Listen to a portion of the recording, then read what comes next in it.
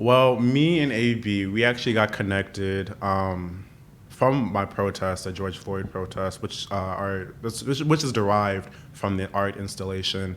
But that's how we got into contact. I believed they. Yes. Yeah. Thank you. They messaged me and were like, "Hey, the varsity would like to have like an art installation for Pride Month, like whether it be like fictional characters or real, icons, gay icons, or just local activists and stuff like that. Would you be interested?" She messaged me. She also messaged Jerica Griffins, who's a law student here, and I was like, "Sure." I was like, "That's beyond more than I even thought I was gonna get, Yeah. And so they were like, yeah, like I'll give you the information and X, Y, and Z. And they told me the theme was Black love and what Black love means to me personally, and that was a very hard like theme or like topic to discuss, because like yes, I know what Black love is. I've not always experienced Black love, so like it was very like polarizing for me if I want to like show Black love in a positive light or a negative light. Ended up evidently showing it in a positive light because like it should be a positive light because Black love is amazing. But that's how that became to be. Yeah, and then they told me that it was at the varsity, and it didn't occur to me until the day of the drag show that I think RC Rainbow Cafe was facilitating, that it was actually like in the actual like space.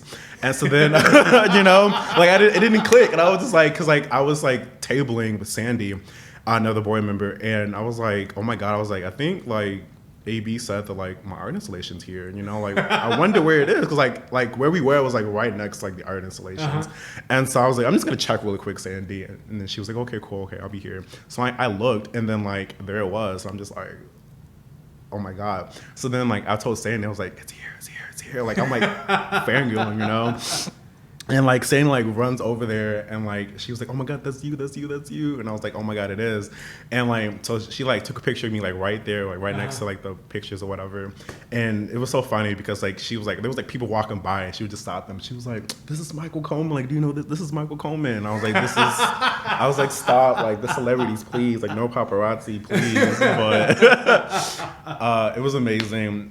It really was a full circle moment for me, you know, like I like when I started the whole like protesting or just like the community activism, I didn't expect for like clout or like fame or anything like that. Like I really wanted to give back to the community that I lived in and I love. So seeing that the community like basically in essence wrote a love letter back to me and ode back to me, like really like makes me feel loved, so that's amazing. But yeah, it's good. Now I'm kind of taken aback. I didn't realize that AB commissioned that series for this exhibit specifically, and that like wow, like I didn't I thought this was like a project that she had worked on with you and Jerica, and it was kind of already in place and what have you. Like I didn't realize that this was like built for this exhibition. I feel real privileged all of a sudden. Like in the moment, like realizing, wow, just how much that just the magnitude. Wow. Okay, cool. Well, then let's jump off into the introduction from there for episode 85 of the WTF Carbondale podcast, where we talk to interesting people about their interesting lives and tie it all back to this little old place we call home, Carbondale, Illinois. My guest for this episode 85, Michael Coleman. Okay, cool. Well, no, I'm interested in kind of just bridging over the intro to the handling of becoming a public face. Yeah. Right? Like what? No, not so much. Like I love it and I hate it all at the same time. I kind of like the feel. Yeah, it's definitely been rough. Like over this past year, like I've been catapulted into like the public figure life, and I wasn't really like ready for it. I don't think anybody ever is, but like I would say it started happening around like my junior, senior year of undergrad. My freshman and sophomore year, like I did nothing. Like I was just like, I'm going home, going to school, like going to the library, going back to my dorm. Like I'm not doing anything. Like I had no social life, and I was okay with it. Just an introvert, you know. And like I said, then the George Floyd, massacre, I would say, happened, or murder. There we go. That's a better word. Happened, and I didn't really understand how I felt about it, you know? Like, obviously, we saw an unarmed black man get murdered, you know? And, like, it's not something that's, like, sad to say. It's not something that's, like, new. But it's, like, it still hurts, you know what I'm saying? Like, it's still someone of your community, you know? You may not know, but it's still someone of your community that dies. And so I was like, okay, I kind of wanted to, like, better be equipped. I don't know, like, if that makes sense. Like, to become a better community member for those within my community, essentially. Because, like, I've never really, like, ascribed to the black community. And I use that in quotations because, like, there's variations of blackness and there's no real way to be black in the community.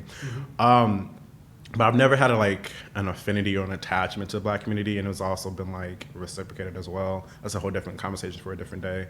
But I knew that I wanted to be better and to do more for my community. So I was looking for like events within Carbondale, like close to Carbondale, to go to. And there was like one that was happening, so I did it, and it was, you know, a decent turnout. But I was looking to do more, and I was okay, what's the next step? Where's the ball, you know, rolling from this? And I didn't find anything. And so I was like, well, and I was at home, and like I thought about it, like really thought about it. And I was like, why am I waiting for someone to like start something? Like, you can do it, you know? And that night, I did it. You know, like it just. Oops, I'm an organizer. Yeah, you know, like it was weird because like the next day I like wrote a list. I was like, what do I want? You know what I'm saying? Like, what are the goals that I want out of this event? You know, and I was like, I want to, you know, educate the community, whether it be the black community or just the Carbondale community. You know, I want to have people register to vote. You know what I'm saying? I want black women's voices to be uplifted and not to not be persecuted, because black women are always at the forefront of everything and are killed, you know, because of it. So I wanted that. That was like during the time of like the pandemic as well. So I wanted to make sure that everyone had like safe like amenities for the pandemic. So I made sure I wanted like safe for kids, I guess, like masks, like hand sanitizers, like gloves. I had like granola bars, like just a little kid, you know? So that day I went to Walmart. I think this when we got a stimmy. Yeah, I was like, so I'm big balling at this point. So I was like, I'll drop a couple of hundreds, you know, for like this kids or whatever. And I did. And so then I did it, and I was talking to my roommates at the time, and they were just like weirded out by it. They were just like, why? You know, like, what do you, this is Carbondale, like, what are you doing it for? Like, it's not going to make a difference, you know? And I was like, but it can. Yeah. You know, it can make a difference. And so they weren't really like, messing with me with it. So I was like, whatever, I'm just gonna keep doing it. I'm just gonna do my own thing. And so I ended up like, okay, I need to make it like bigger. You know what I'm saying? Like, it was already like there, but like I want to get the word out. So I was looking for a way to do that. And a community member was like, hey, like, I heard you were doing this event. Like, would you like me to create a flyer for you? Yeah. And like that was like the first like wave of like community members like helping organize this event, because like I said, I've organized it, but like it was really just the community that really put it together. So that happened, and I made a Facebook event for it, and then like all of a sudden, like I felt like the next day, like it was like people were just like liking it and sharing it, and just like the interwebs, you know how that goes. And next thing you know, like people were messaging me like I would have like for it's my brain, it's working too fast for my mouth, but I don't use Messenger like that. And so like I was getting like over 100 like message requests, and I'm just like, something's wrong, like who's talking about me, like what's going on? And they're just like, oh, we saw like your Facebook event or whatever, like we want to donate, whether it be like monetarily, or like we can donate water, or we can donate gloves or a mask or just something, you know. And it was an influx of people, you know, and it was a lot, you know, because like the more that people were contacting me, the realer it got, you know. And like I said, I was an introvert. Like I'm not like I don't do confrontation. I do now, but I mean like,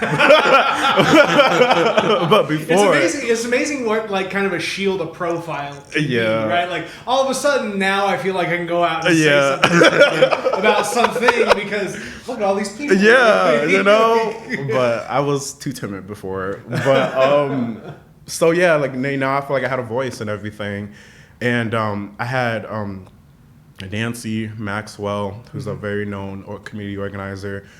She put me in contact with Dr. Linda Flowers, yes, with the NAACP Carbondale branch chapter.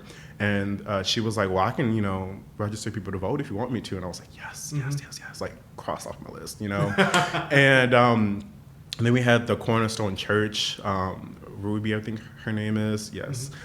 She was like, she called me and she was like, hi. She was like, I know you don't know me, but like, I want to get to know you more. And then I'm just like, okay, like what do you do? Like when somebody calls you, like that high status, and it's like, we want to work with you, Yeah.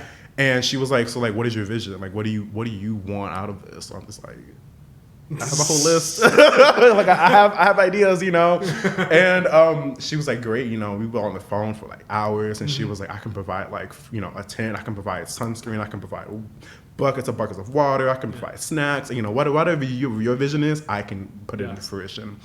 And it was so funny because like I was 21 at the time when I did the protest, and she like asked me, she was like, how old are you?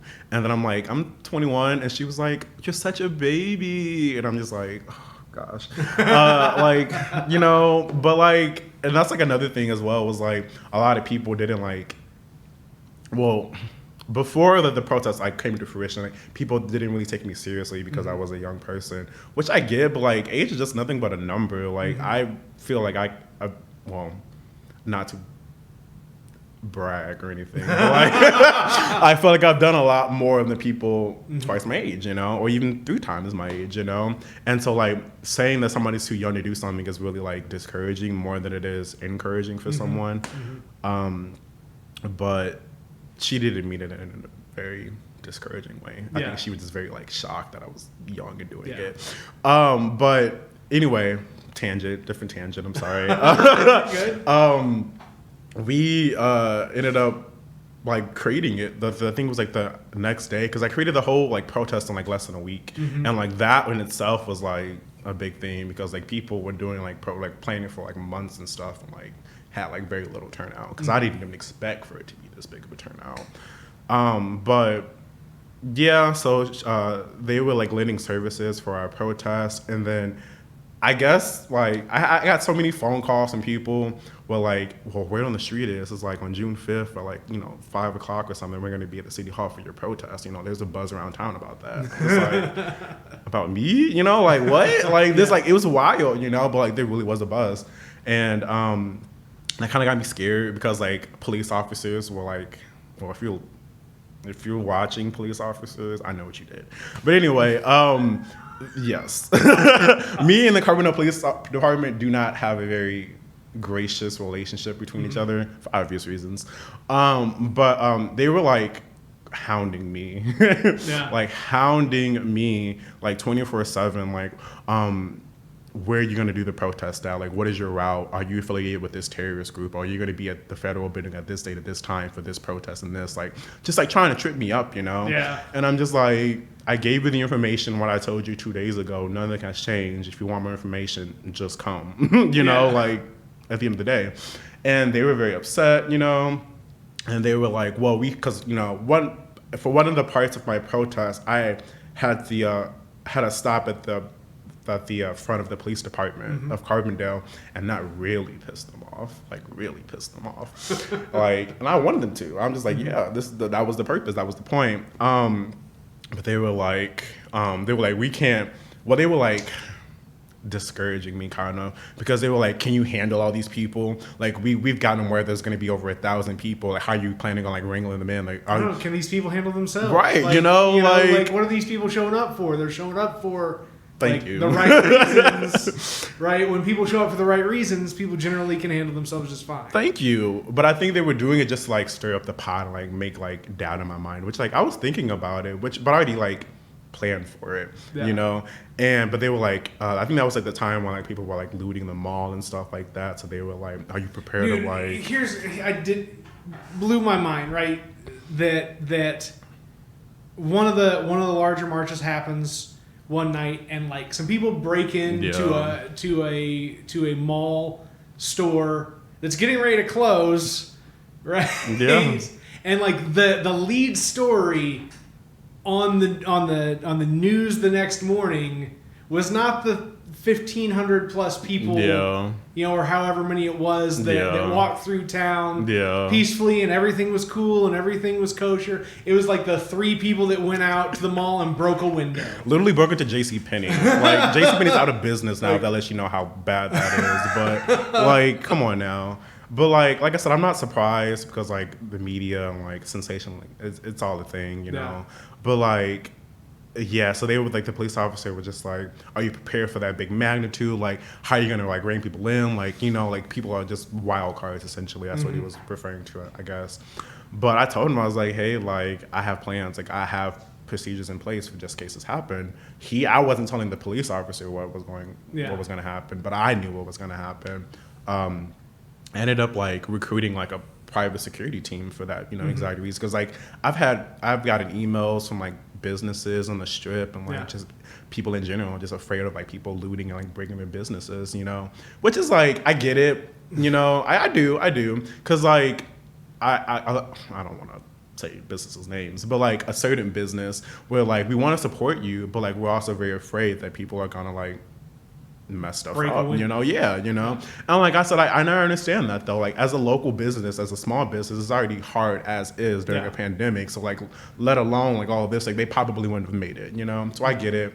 So, and I wasn't really like thinking about security until, like I said, they brought it to my attention, and that's so I was like, well, maybe I should have a private security team. So I ended up doing that. So thank you for all the people who were private security team. It was a very good turnout. I don't think we even needed them, actually. Like, it wasn't really that bad, I don't think. I think we needed them against the cops, but I mean, it's the cops. But excuse me.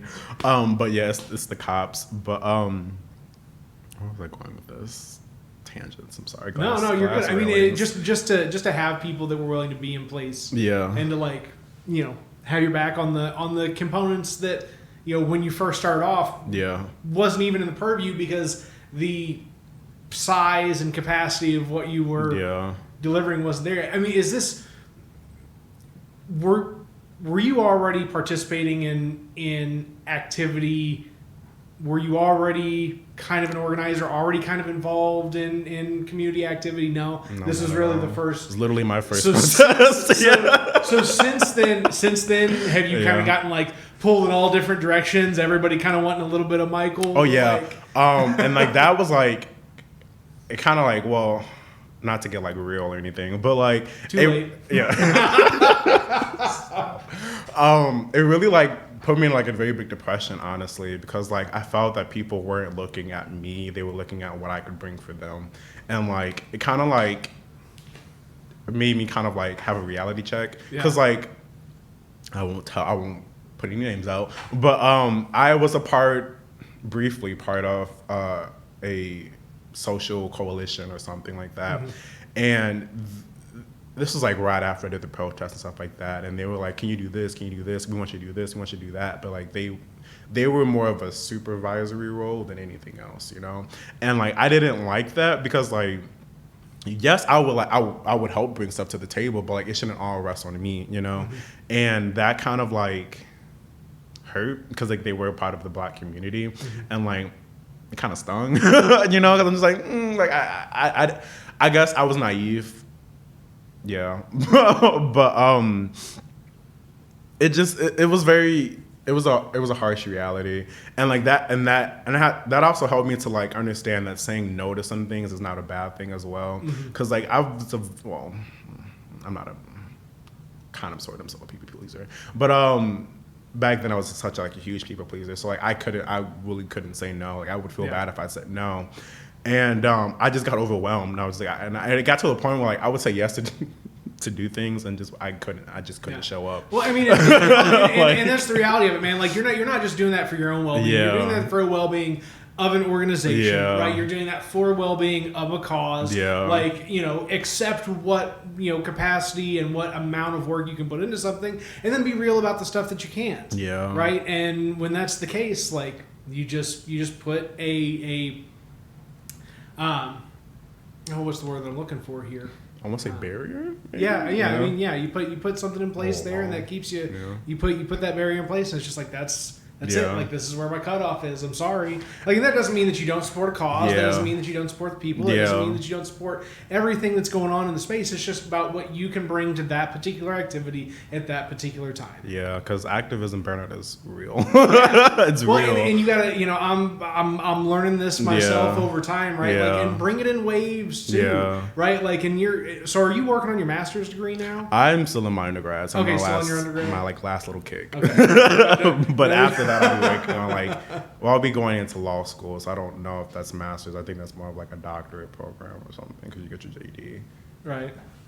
I don't know. I've had several folks in the law school here on the podcast. I don't think that I ever asked them too much on the specifics of how law school is structured. So you'll have to learn that one on your own, man. Sorry, I don't have a good reference. Oh, I kind of know because it's different because for grad school, your entrance exam is your GRE, and then for your entrance to law school is your LSAT. So we take two different types of standardized testing, I feel.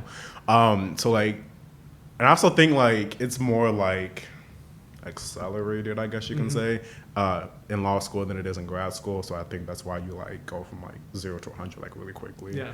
But are you thinking about law school elsewhere? Are you thinking about sticking here? Or? I'm thinking about sticking here. Wow.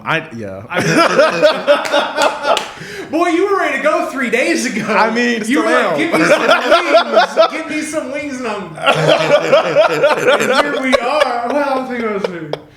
But that's the Carbondale shuffle, man. That's just what it is. Oh my God, calling me out. But no, you're right. You are right. I tell people, if you're not really from Carbondale, if you don't have a love-hate relationship with Carbondale, right?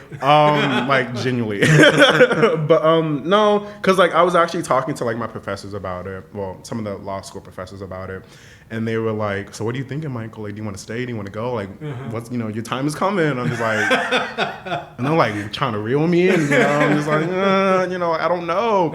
And then because I went to shadow underneath the Jackson County Public Defender's office or whatever, so I met a couple of people through there, and they went through law school and stuff like that, and they work at the Public Defender's office, and they were trying to so what are your next steps? We could help you if you want to stay, and they were just trying to butter me up inside, honestly, and I was just I was genuinely I get it, and fiscally and financially, I get it, but can I stay in Carbondale for 3 years? Can I physically stay? And they were yeah, I get it, but it'll be different for law school, and they were you already have the resources here, and which in that aspect, that's the reason why I'm heavily thinking about it, because I've already have a leg up on people who are probably going to be 0L, first L in their law school, career, and so I know the head PO, he's not a public defender anymore, he actually got promoted, but anyway, he was a public defender at that point. He was telling me that while people are looking for their clerkship and stuff like that, I already know people in place who can give me a clerkship, so whether you're scrambling for scraps, I'm already job secure, And so I'm just that's true. You make a very compelling point. And they were you already know most of the professors, you already know how the courthouse works, you already have the ins and outs essentially. So it would just be a smooth transition for you, you know?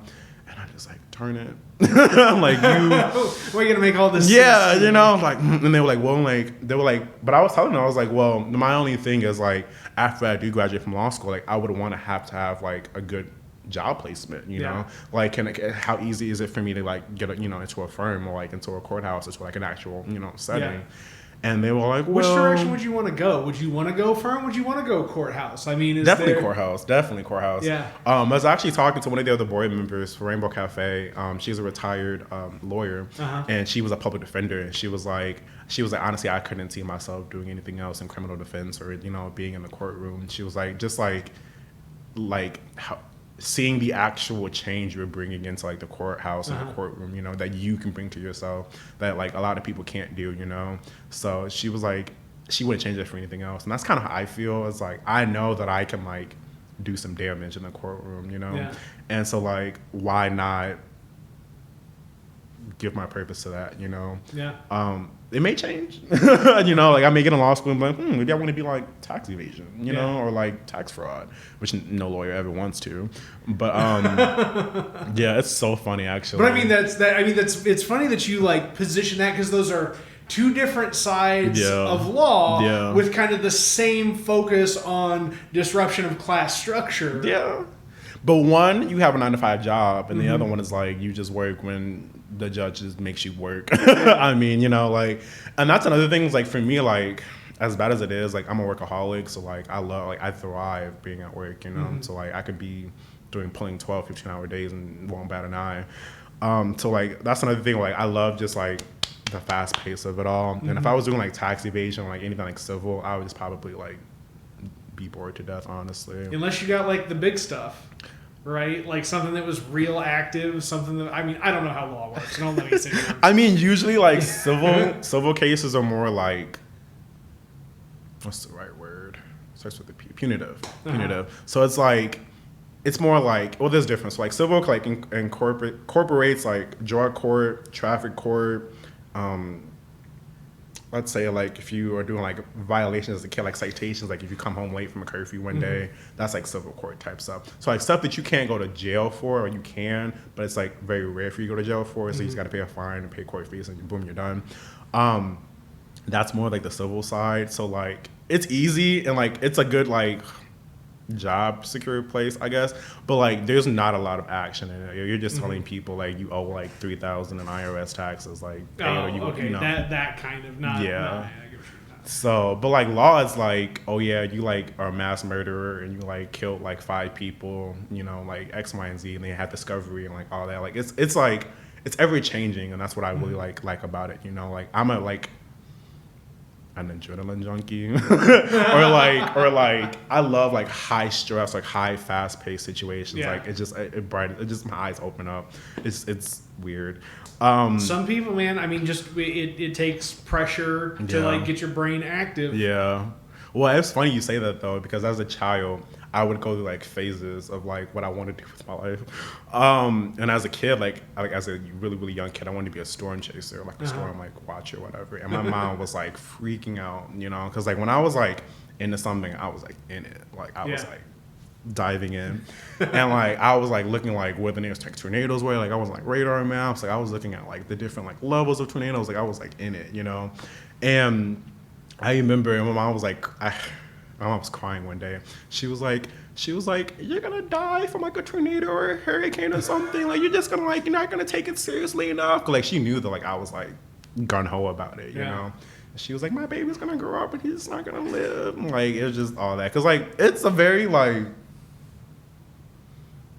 accurate thing that's like storm chasers die, cause like it's natural disasters, you know. But like the thrill of it all, you know, like seeing like a 24-foot or however foot long tornado, you know, or probably more than 24 feet, I feel. But like however big a tornado is, you know, like just seeing like the massiveness of it all and just like the nature, I don't know, it's just chef's kiss.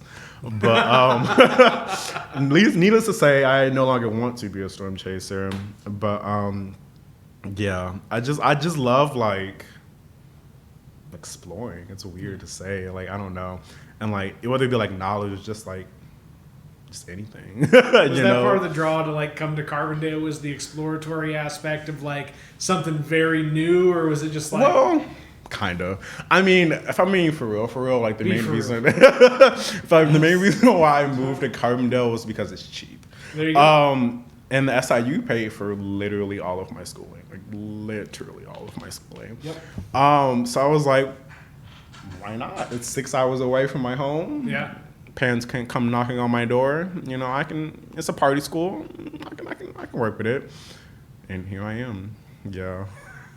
It wasn't really a difficult, like, deeply, like, thought through, like, oh, I really got to analyze. It's just like, this makes sense. Like, it's easy on the pocketbook. It's I mean, like, I knew I wanted to go away for college. I mean, like, being as much as I love the Chicago area, it's like when you like live there for all of your life, like you're just like, there's more to life than just Northern Illinois, you know. And not for some people. Don't get me started. But there's Chicago and only Chicago. Well, that's very funny you say that because I did not know Carbondale existed until I applied to Carbondale. I didn't know like anything like out like underneath like Kankakee existed, honestly. And that's like an hour south of Chicago. So like it was really, really interesting because like well actually it's funny too because like when I applied to Carbondale, my parents were like, "What even is this Saluki? Like what's a Saluki?" Like, and I was like, "I don't know. I just know it's a dog and like I'm gonna go." You know what I'm saying? Like it's whatever. Who cares about a Saluki? I'm just gonna go. You know, like I'm going, Mom. Right? Going. You know, like it's cool. Like I'm going. Right? What are you gonna do about it? I'm going. Like, come on, I'm going. Yes, like sorry. No, you're fine. That's how I was honestly, because like I was ready, because like I was like I want to say I wasn't. I was a very expressive. Nah, that's a good one. No, I was gonna say I was a very exploratory kid as a child, as a teenager, I say in high school. So like I knew that I wanted to like do more than what I could do when I was at home. You know, because you can only do so much.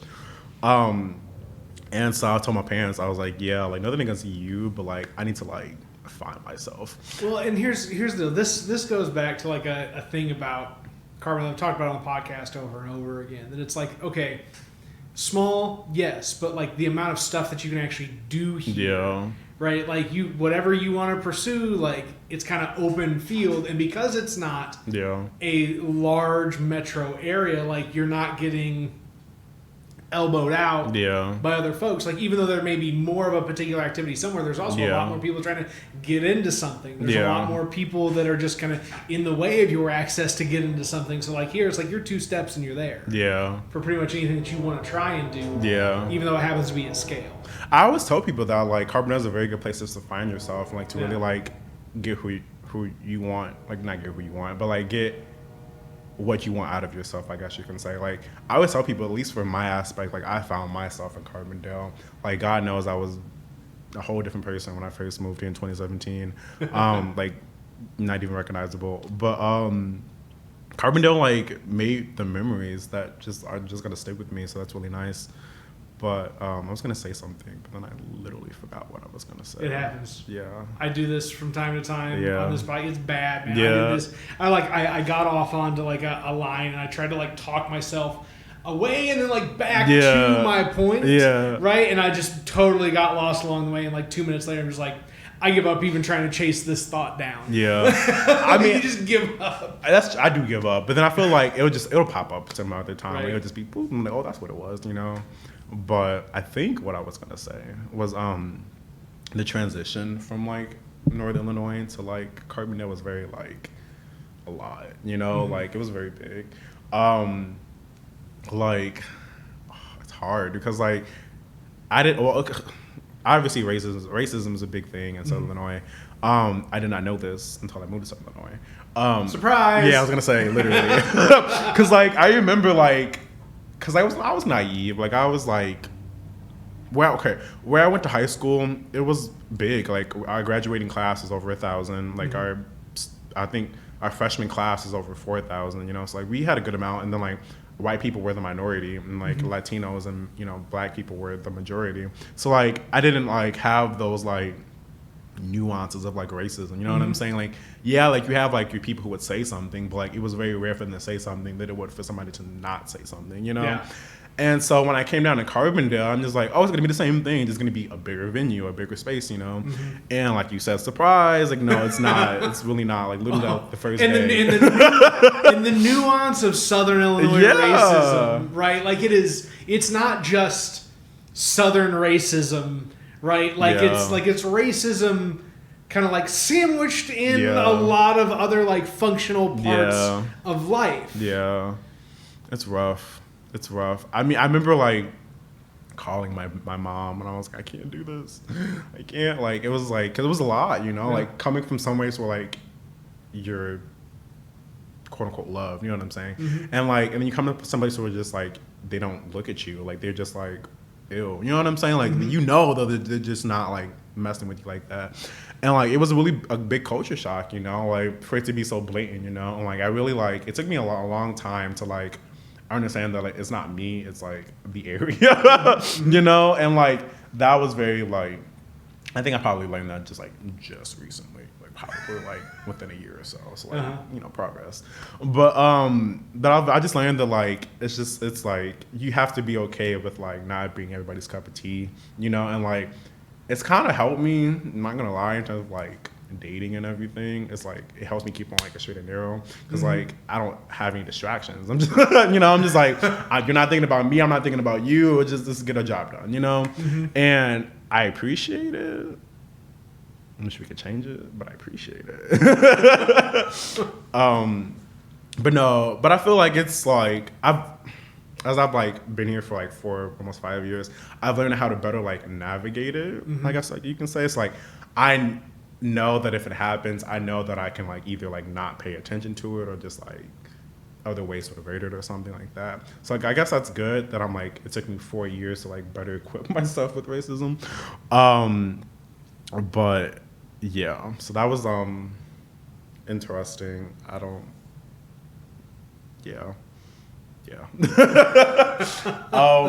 trying to think of what else we can talk about. No, I mean, here's Carbondale is a special kind of community when it comes to dealing with racism, because you've got essentially this like the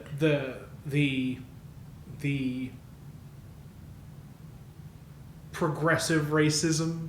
Right. That's what that's it is. That's the word. Right. It's not like That's you're word. driving down the street and there's just a Confederate flag in your face. Which don't get me wrong, you get just outside of Carbondale and that exists, right? And I mean, but we're talking about like the structural components of like baked in feelings that people who are white have about people who are not white, and how they implement activity in their day-to-day lives that hinders, right, the lives of black and brown people around them, right? Whether they understand it or know it or not, right? Or whether they are super cognizant of it and know just exactly the right way to do the wrong thing, right? It's very real and it's very visible. It's interesting that you say that though, because like I was like a couple years ago, I went to like either freshman year or sophomore year of undergrad. I was like talking to like our administrators or just our board and just like about the racism, you know. I'm just like, hey, like this, like you can't ignore this, you know what I'm saying? Like it's blatant, like you can literally see it through the paper. And I was telling them how to, like, I think they were asking us, because I was in an RSO at that point, and they were like, how do we like increase like diversity enrollment?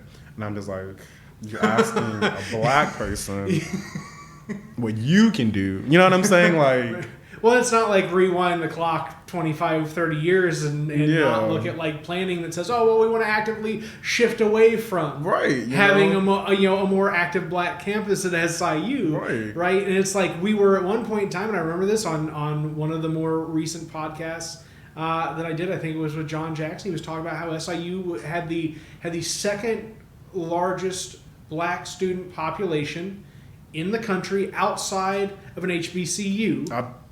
Literally going to say that. Literally, and like the fact that we would work to do anything other than greatly engage. Thank you for being sane, because literally had the same conversation. I was like, how do you literally like our student, for SIU student body, it's like black people and Latino people make up the student body majority, and then you have like, you know, your community, your rural, you know, white people and stuff like that. And I'm just like, well, you know, I got you. Let's keep it kosher. But and stuff like that. It's like how like you said, like how do you not want to go to your target audience, the people who make you what you are? You know what I'm saying? And like that just like, and then like they say that they want to like get our like input and our feedback, and then when we give it to them, they're just like, no, we're not going to do that. And I'm just like, so then you're only saying that to make yourself feel better, to make you think that you have like this full attempt of like changing things, you know, systematically. But hold on for 1 second, because I'm having, I guess okay. The camera was like lagging for a second. I don't know how long I was doing that for, but I think it's fine again. It's all fine. Right, anywho, my bad. Yeah, you are good. But that's basically it. It's just like, how do you like not address it? You know what I'm saying? Like, for someone that like, or for the population that makes up so much of your schooling, without them, like, you would literally probably not be a university. Yeah. You know. Well, but I mean, like, let's talk about that in the context of like the American story, right? Yeah. Like, what would we not be without people who aren't white in this country? No matter like how white we try and position this country. Yeah, that's a whole can of worms too. What have you been studying as an undergrad? Like, have you just kind of been? I've been my major is political science. Like, I kind of like study like different like political theories, like whether it be like domestic or internationally. We also have like, we work in closely with like criminology and criminal justice. Like, we kind of have a lot of overlapping classes within the department as well. So we learn about like the legal system, how that works. Keep talking. I'm just gonna try and fiddle with this camera while it's going, because it's having like an issue. Okay. We basically learn about like the foundations of like the law, criminal justice, or contemporary criminal justice field. We learn about statutes. We take like, I just took a constitutional law class. I'm taking a public policy, public interest class. So like, it's just like everything that there is like, for an umbrella term of the law field, that's what we're basically studying. And then when you go to law school, that kind of like, it kind of hones in on what you like learn in undergrad, but make it more of it to a specialty, if that makes sense. So like, what you learn in your undergrad is what you technically learn in law school, but you learn it more in law school because you're more specifically in that field. And it's kind of like just a pre-law track. Did you already use the term pre-law? That's my concentration. I'm sorry. You're fine. So yeah, and it's like what am I looking for here? Where am I going off? When I was in comm studies, right? It was kind of like the same idea of like, okay, cool. Well, like, you want to learn something that's in line with being a lawyer, like build some underpinning here for that next step, like mold your mind to that direction. Yeah, because I tell people like, for undergrad, at least for political science, like, or pre-law track, however you want to spell it, it like molds you to like be able to like do well in your LSATs. Because like I said, that's like your entrance into law school, like your entrance exam. So like, once you do that and you go to law school, and that law school is like helping you study for your bar exam. So, and then you can take that in any state. Which also most people don't know is that like, if you're like, say if I'm like certified or like have my license in Illinois to like practice law, I can't go to Indiana and practice law. I can't go to Iowa and practice law. Like, I would have to go to like Indiana, stay there for a bit, learn their statutes, and then take their bar. Yeah, and then have to do that, which is weird because like, there's some places where like, I think, and it's only in the medical field, I think, where like you can just take like a universal like test and you're just like, boom, all 50 states, you're Gucci. Which I feel like it should be. Like, what if my client needs me in like Florida or something, you know, and have to like hike over there or something, and just be like, I can't use my privileges to suspend it. Like, what's going on, you know? But I guess that's law. But you're like, I'm gonna figure it out as I go along. Yeah, and like, I get it because like each like state has like different like nuances within their statutes. Like, something could be legal in like New York, but be illegal in like Tennessee, would be like, it could be legal in California but be illegal in like Montana or something, you know. Masks. So, like, literally, honestly though. But which is another thing as well. Like, when I was like working inside the like courthouse or whatever, like, you kind of like see like your local government system is like very different from your federal government system, like very different, you know. And like, you don't understand that. At least I didn't understand it until like I worked in like the system, and like you kind of see like the step-to-step process of everything, and like I can see, and that's another thing, like the reason why I do what I do as well, because like I want to be able to like bring transparency throughout the whole like system. You know what I'm saying? Because I feel like there's a lot of like secrecy, not only in law but just like in lawyers and just the whole field in general. There's a whole mystique around the literally. law, and like when you have to interact with the law, you have to find somebody special to kind of hold your hand through the process, and that's that. Yeah, because like that's another thing I was like telling people too. It's like there's no such thing as like a good lawyer until like unless you like work in like nonprofit, like honestly, because like even murderers need defenses too. You know what I'm saying? So like you kind of have to like do your job essentially and just like have to do it, and like that's like where it takes like a very big like moral, you know, compass. Because like there's like, for those who don't know, like the law specialty, the law fields are like there's big law, and then there's like little like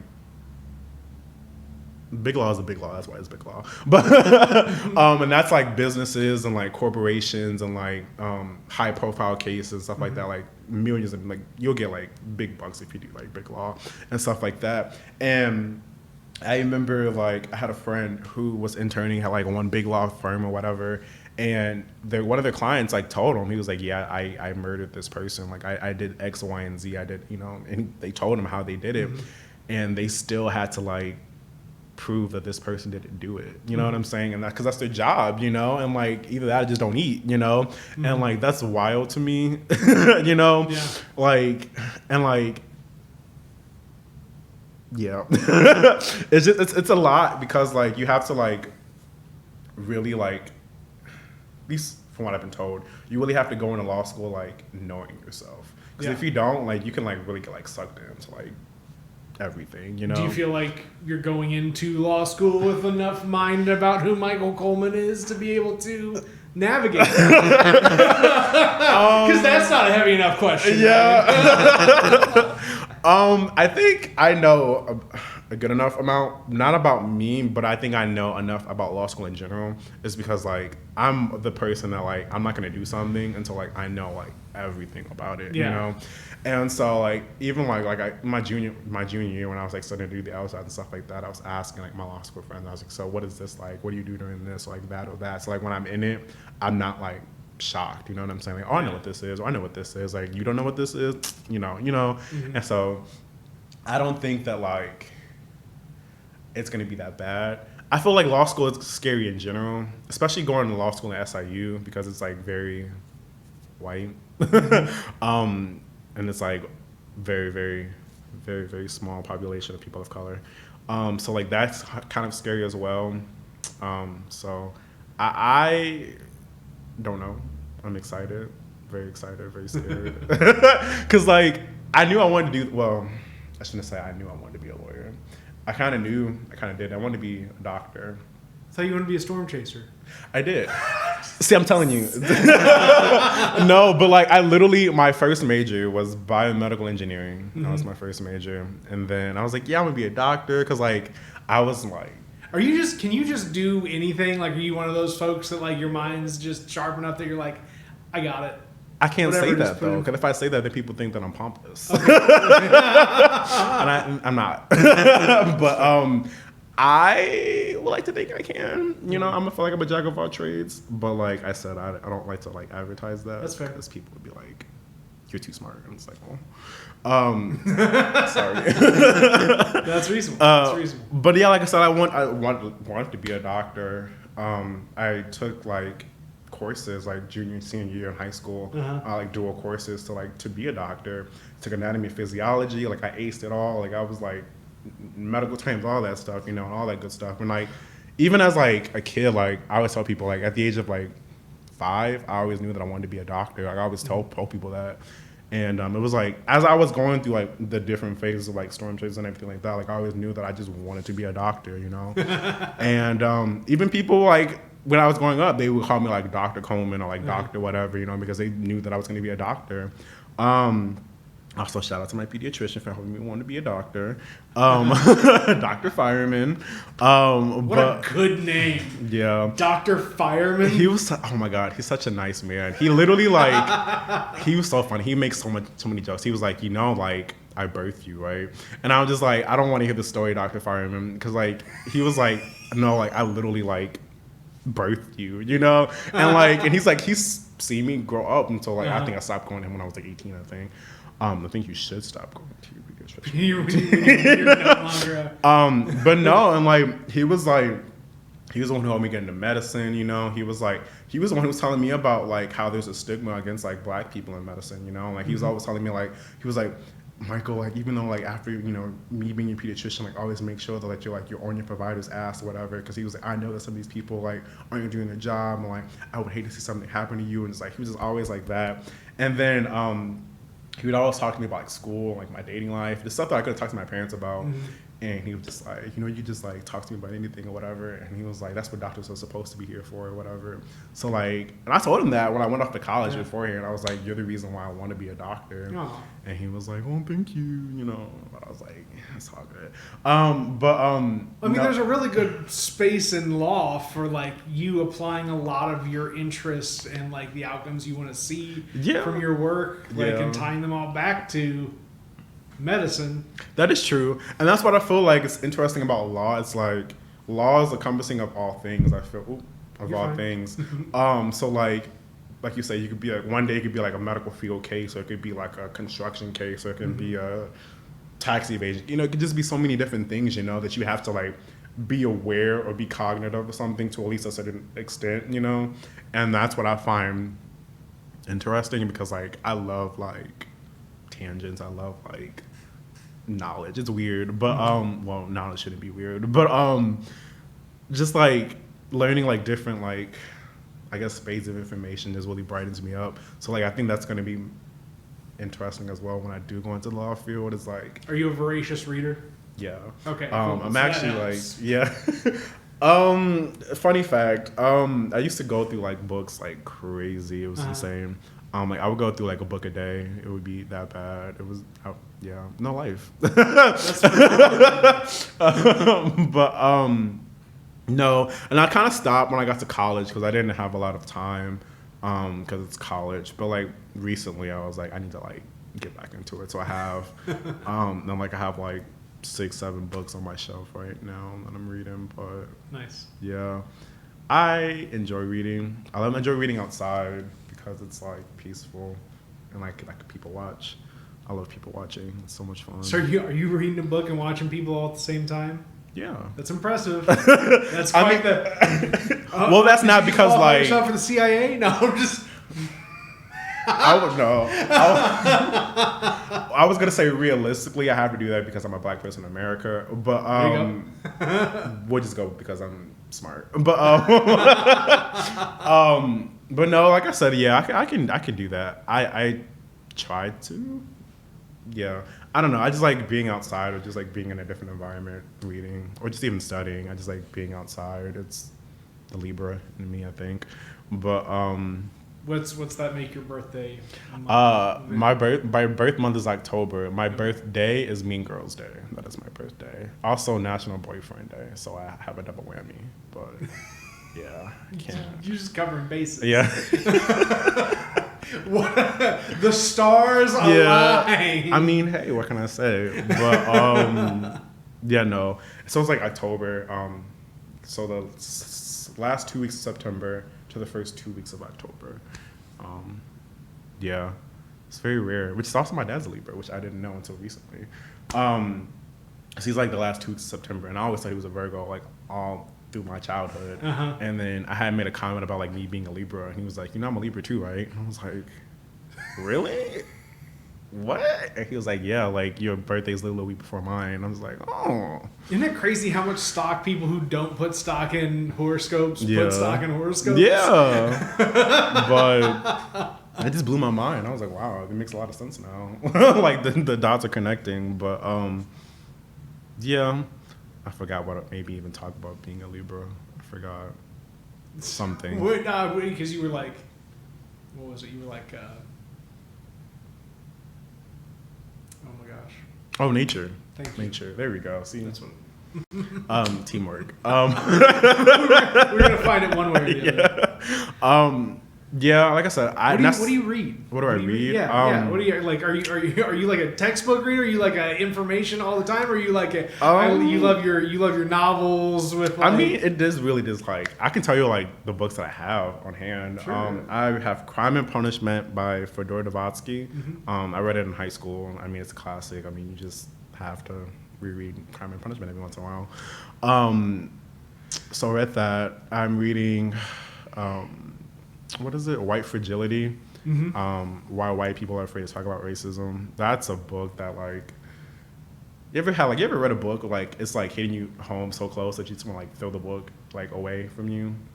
you're like get out of here. Yeah, you know. How do you know all this? Yeah, And you know. feelings? And like, cause like I was reading the book and it was like, it was this one part, and it was like, white rage is like, it's a thing because not because the black presence as a whole, it's because of the black advancement of black people. And so then like when I read that, I was like, my mind was blown. Like I literally like threw my book. I was like, I can't, you know, because like when I read that, like it clicked. I was like, you know what? And then like I had posted on like my Facebook or something, and then every white person was like, it's true, and I'm just like, there was all the books, but so I'm reading that. I'm like 3/4 of the way finished with that. I'm reading Extremely Loud and Incredibly Close. I think it started out as a book, but made it into a movie adaptation. It was my favorite movie as a kid because. Fun fact, I was obsessed with 9/11 as a kid, like super obsessed. I actually went to the museum, sad but very cool. So I'm reading that. Very sad book. I don't know if you know the premise of the book. Have you ever? No? Okay. So it's like set in the time of like 9/11. It's about this family who like lives in Brooklyn or something like that, or New York, or someplace in New York. I think Manhattan. And the dad used to work at the World Trade Center in the finance department, and he was in the World Trade Center the day that 9/11 happened. And the book is set in like post 9/11, so like it starts like a couple hours after like the Twin Towers like crumbled apparently, and like his dad like leaves a message for his like 9-year-old kid on their voicemail, and it's basically like a clue. It's weird because like him and his dad like used to do like scavenger hunts all across like New York City. So like it was just something that they would just do as like a bonding thing. So like he was planning, because dad was planning it while he died apparently. So like he was telling him like the first part of the clue, and so like he wants to like finish the puzzle, I guess you can say. So he goes to all like these clues and like these pinpoints to like I guess get better close with like his like dad or whatever. And like he meets like people who knew his dad, and like so like he gets to know his dad more in depth through like the experiences through them. It's like a really like deep book. But it's really good. I recommend it. I have The Things They Carried. It's a good book by Tim O'Brien. I'm currently reading a book about just like different plants and species and like trees and like the Northern American, continent, I guess. I read books about like history. I mean, like it literally could just be anything. Like all of these things add up to a well-rounded idea for a lawyer. To be just a generally interested in lots of things and able to digest text about them. That's law. Well, thank you. I do it for the free beer at Hanger for trivia night, but that's what I do it for. Is that the reward for? I think so, because I've been getting free beer pretty good actually. But I mean, when you win rounds, you actually win. That's the reason why I do it. I'm getting drunk on a budget. But no. But thank you though. I appreciate that. Are they still doing trivia? Okay, cool. Every Wednesday? Yes. Who's hosting it right now? I don't know her name. Okay. But she's very spunky, and she has very good like music taste. Like she's really good like playlist. Like I want to tell her this, but like I have anxiety about like telling people things. So like telepathy, like I'm telling her all this in my head. Or if you're watching, I'm letting you know now. Well, I'm trying to think if it's still, is it? I mean, is Allie still doing? I'm trying to think if it's still Allie that's doing the. I tribute. think so. Okay, I wasn't sure if she was like yay or nay because of pandemic activity. I know she wears a mask, so Okay, like cool, if it is cool. her, then she's So yeah, safe. well, she's so. episode 1 of the WTF Carbondale awesome. podcast. So I'll make sure to share this with her and be like, hey. That or I could like it could literally I won't say a pickup line, but it could be like an icebreaker. Like, hey, I heard you on the WTF Carbondale podcast. So was I. You want to talk about it? But something. But no, she's really nice. Like I said, she's really cool. She's really funny. Yeah. So trivia night. Nice. Free beer. Hey, are you interested in Jeopardy at all? I used to watch it at daycare. And I've watched it all my life, so yes. Yes. You started watching Jeopardy at daycare. I was literally like 6 years old with like, I have to tell you that's a funny story as well. With like my like daycare people, because like my daycare people were like old like black women, and so then they spoiled me because like it's me. Sorry. And like I'm just lovable, even as a kid, like I was just always lovable. So like I would like go upstairs with them and like they would make me like okay. My mom hated this and she got mad. But you know how like you go to like daycare or something and like they make all the kids like their food or whatever, like it would be like mac and cheese or like chicken nuggets or something. Yeah. I wouldn't want to eat that. And so I would make them make me something else, and they would make me something else. And so my mom was like, stop doing that. She was like, you're gonna spoil him and make him think like he's better than everybody else, like don't do that. And then they were like, well, he doesn't want to eat it, like we love Michael, we don't want him to eat, if he doesn't want to eat it. She was like, no, make him eat the chicken nuggets and mac and cheese. But no, so they used to make me my lunch or whatever, and I would skip nap time. I never had to take a nap with everybody else, so always been a leg up. But and yeah, I just would watch Jeopardy with them during when everyone else would do nap time.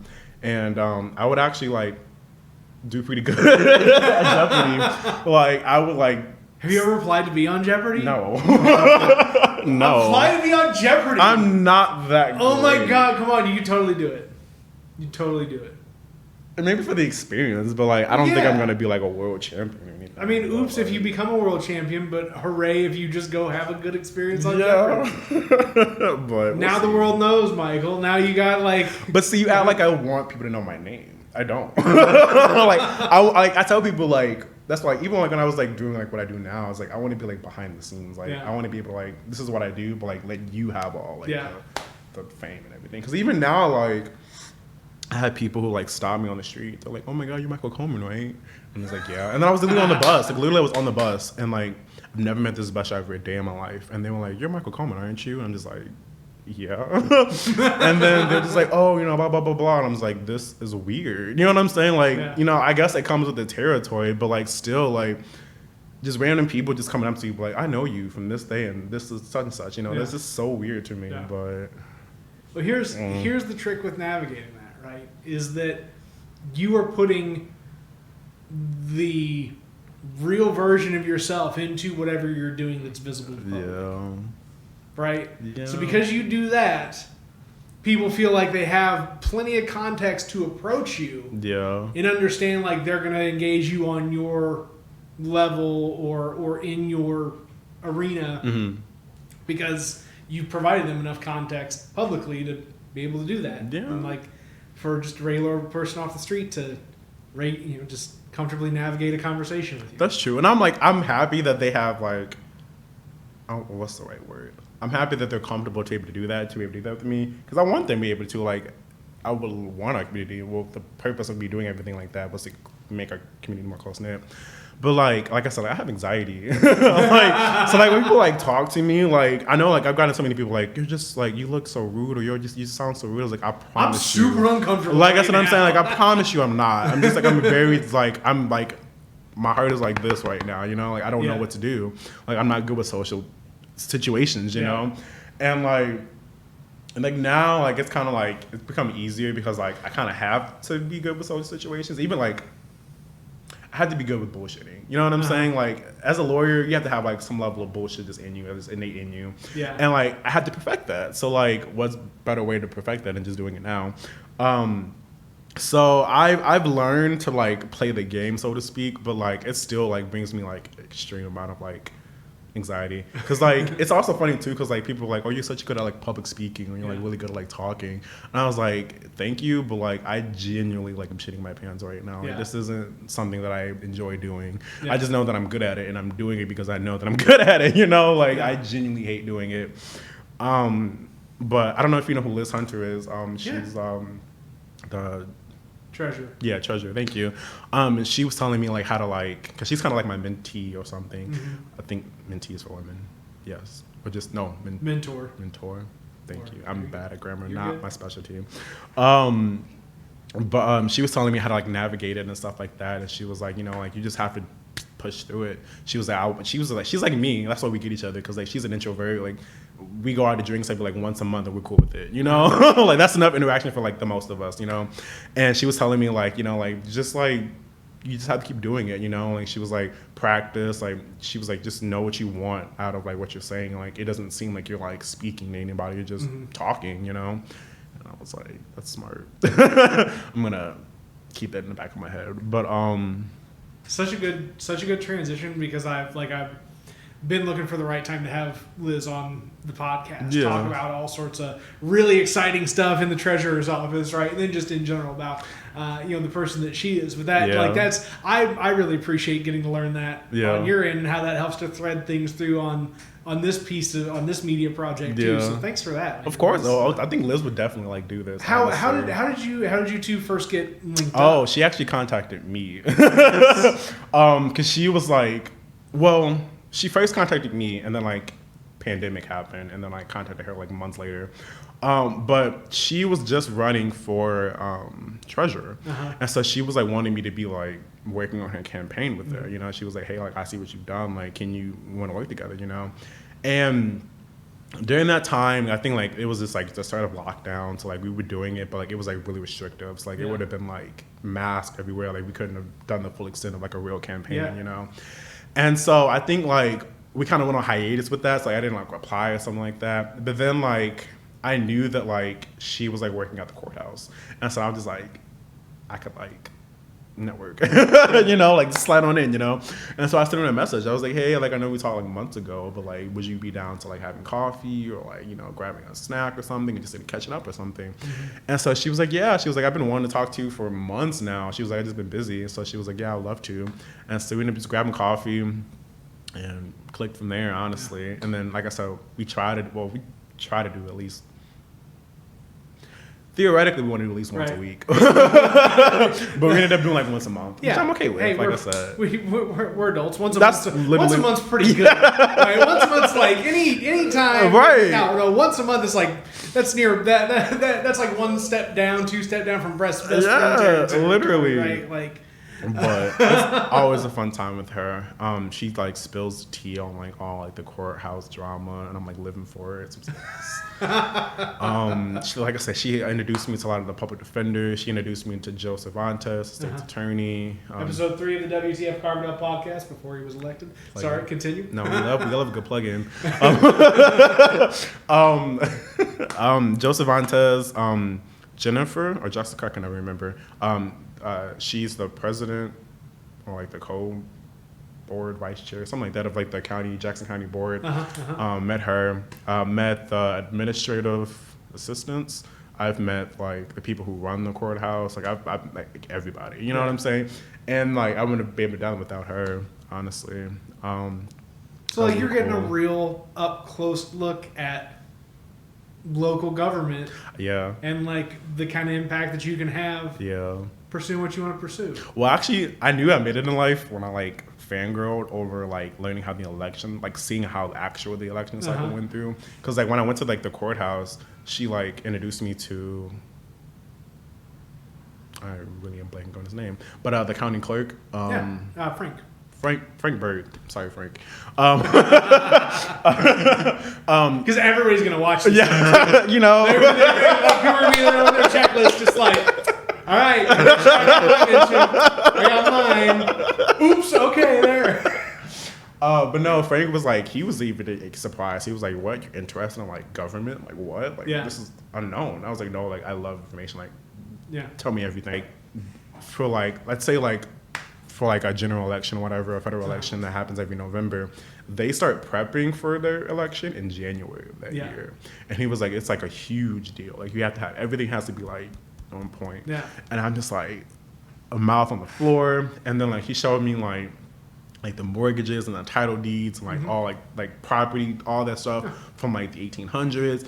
And I'm like freaking out. Yeah, I'm man, like, this is record keeping. Right, you know? Right, like that's what it is. Right.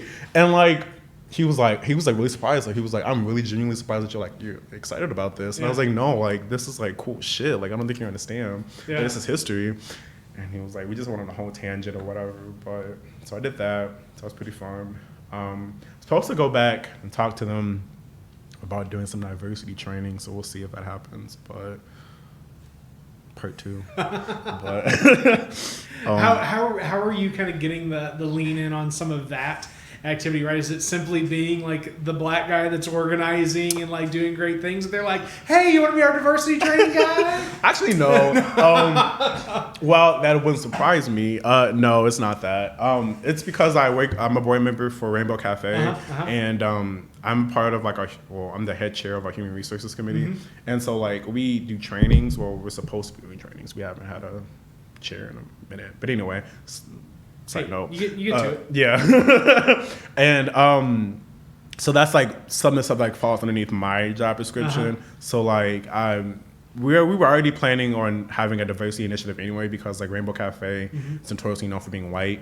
We want to change that. You know, we're trying to have more gender expansive people, more people of color, more BIPOC people. So with that, we ended up creating a committee with that, and we have resources already in place.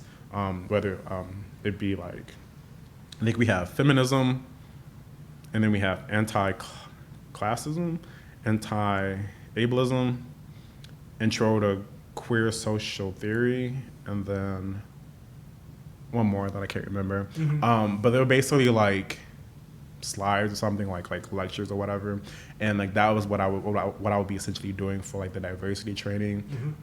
If it passes, fingers crossed. Every person who like works in the county board, not county board, but in the courthouse, would have to take the training. Like that, and like I know like we have like a lot of like Hispanic people who like speak Spanish in our community, in our county, I should say, and they come to the courthouse, and like, not saying all white people, but most white people don't know how to speak Spanish, you know. So like, how are you going to communicate with them? And 9 out of 10, they would just like shoot them away because they have that language barrier, you know. And so Liz, maybe you could talk about that in your podcast, hopefully. Like was like working to get a translator because she knew that there was like a lacking in this, you know. There was a huge population of Hispanic people who weren't getting the care that they needed, you know. And so she was asking the board to like, hey, can we like have like, can we put it in our budget or like our funding or something to get like a translator for this reason? And they were like, well, we don't have the money. You can use like your personal like department reservoir, you know, for emergencies or whatever, to fund it for your own liking or whatever. And she was like, no, like I don't want to do that because like I already spent like X amount of money. Like, why do I have to use my emergency funds when we obviously have funding, you know, for it, you know? And long story short, Liz ended up having to use her funding for the translator. And now everyone loves the translator. Everyone's like, can we use such and such? Can you come to this department? Can you come here? Can you do this? Can you do that? And like, I was telling Liz, I was like, Liz, you should have just said no. Like, honestly, because like they weren't with you in the beginning. So you're not responsible for sharing your, you know, your resources to other people, especially if they weren't, you know, with it in the beginning. But she was like, no, I need to, like, we're a team player. And I was like, nah.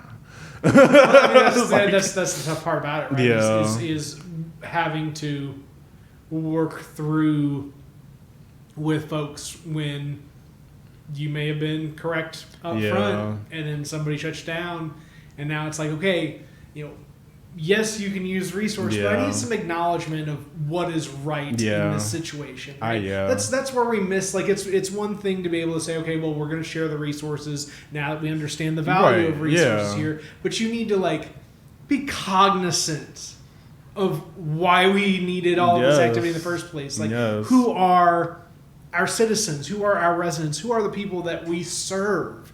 Right, and it's not just Yeah. white property owners.